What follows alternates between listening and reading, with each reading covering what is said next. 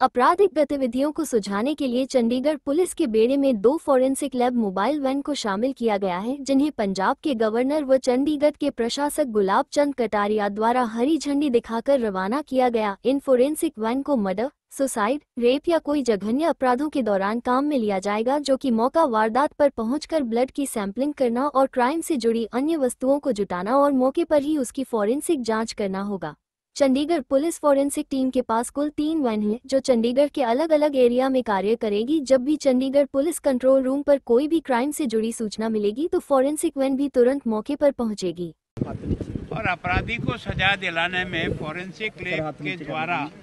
अगर कोई सैंपल उठाया गया है और उसका एनालिसिस ठीक हुआ है तो एविडेंस कितनी भी विरोध में चली जाए तो भी वो एविडेंस हमको सजा दिलाने में परफेक्ट हो जाती है। अब धीरे धीरे हमारे साधन बढ़े हैं। पहले फॉरेंसिक लैब होती नहीं थी, अब फॉरेंसिक लैब भी होती है। अब मोबाइल फॉरेंसिक लैब के रूप में हमको ये गाड़ियाँ भी मिलती है ताकि मौके पर जितना जल्दी से जल्दी पहुंचा जा सकता है क्राइम होने के बाद,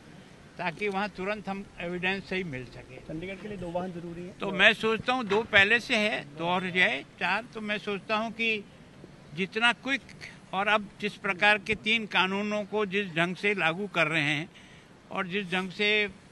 चंडीगढ़ ने पहल की है देश में सबसे पहले, और उसके कारण से इतना अभी तक इन 3 महीनों में जो कुछ भी केस दर्ज हुए और सजा जिसमें सुनाई गई है उसमें सजा का परसेंटेज बहुत अच्छा आ रहा है। इसका मतलब ये है कि वास्तव में अपराधी का सही आंकलन हो जाए, सही को सजा हो जाए तो अपराध पर अंकुश आएगा। सर, इसके अलावा क्या लगता है आपको इतना चैलेंज रहेगा, क्योंकि एक तरफ पंजाब है, एक तरफ हरियाणा है, चंडीगढ़ पुलिस को और ज्यादा जो है वो टेक्नोलॉजिकल तरीके से जो है वो देखो, मैं सोचता हूँ कि आखिर देश के प्रधानमंत्री जी ने यहाँ आकर के 3 कानून को यहाँ से